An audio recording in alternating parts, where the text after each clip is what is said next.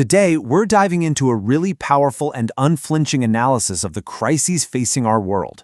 It comes from Abdullah Öcalan's incredible ecological compilation, Capitalist Civilization. And let me tell you, this critique doesn't just scratch the surface. It traces our biggest problems all the way back to their deepest historical roots, giving us a pretty stark diagnosis of modern society. So, let's get into it. Right from the jump, the text hits us with this incredibly urgent warning. It frames the ecological crisis not just as, an environmental issue, but as a full-blown existential threat. It's like the planet is sending us a final, desperate message. This really sets the stage for a critique that goes way, way deeper. So, let's start digging. What or who is really responsible for this doomsday message we're all receiving?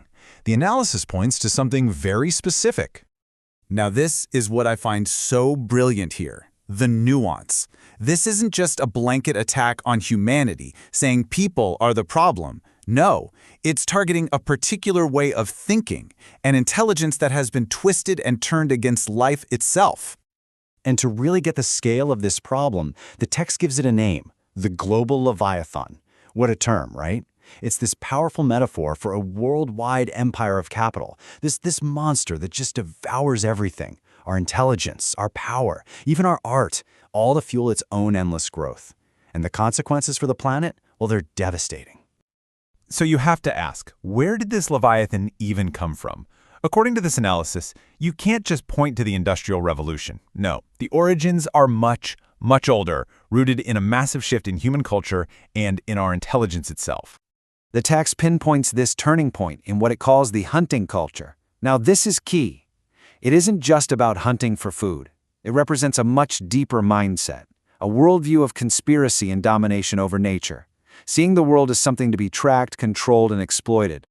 And here's how that ancient mindset spiraled into the world we have today. When this hunting culture combined with our powerful analytical minds, it created the actual tools for social hierarchy.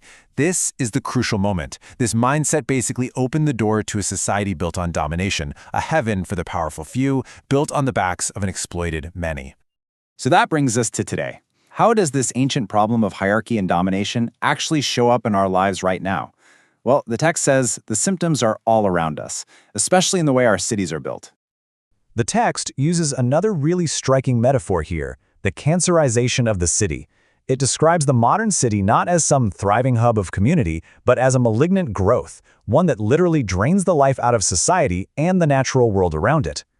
And this number just drives that point home with terrifying clarity: 10 million.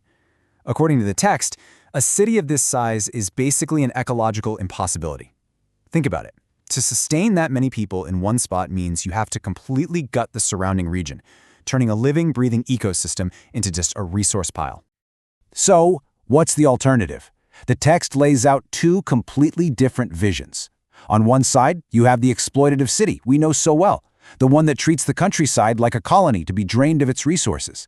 But on the other side, there's a vision of a symbiotic city, a place that lives in harmony with its surroundings, a relationship built on mutual support, not domination. And what keeps this whole destructive system running? The text breaks it down. You've got industrialism that's driven by profit, not what people actually need. You have a massive propaganda machine, from media to universities, that works to manufacture our consent, telling us everything is fine. And then you have the nation-state itself, which is described as a monster created to manage this whole global system of exploitation. Okay, I know. After a diagnosis that bleak, you might feel a little hopeless. But here's the twist. The text argues the exact opposite. It says this seemingly all-powerful system is actually incredibly fragile, and it lays out a clear path toward a totally different future.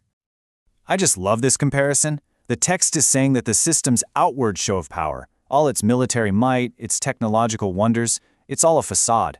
Underneath, it's just like the late Roman Empire, completely hollowed out, no real self-confidence left, and already facing resistance from all sides.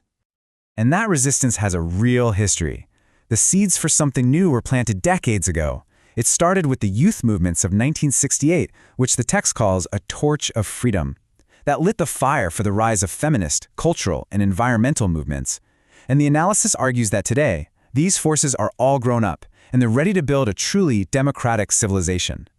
And this right here is the heart of the solution. It's not just about changing a few policies. It's about a whole new paradigm. It's about a society that organizes itself around ecology, freedom, and real, direct democracy. A society that can finally heal that deep, painful wound separating humanity from the natural world. So what does that actually look like? Well, the text proposes 3 key pillars. First, a paradigmatic revolution in science, which means shifting its focus away from profit and domination. Second, democratic confederalism, a political structure that's built from the ground up by local communities, replacing the old top-down nation-state.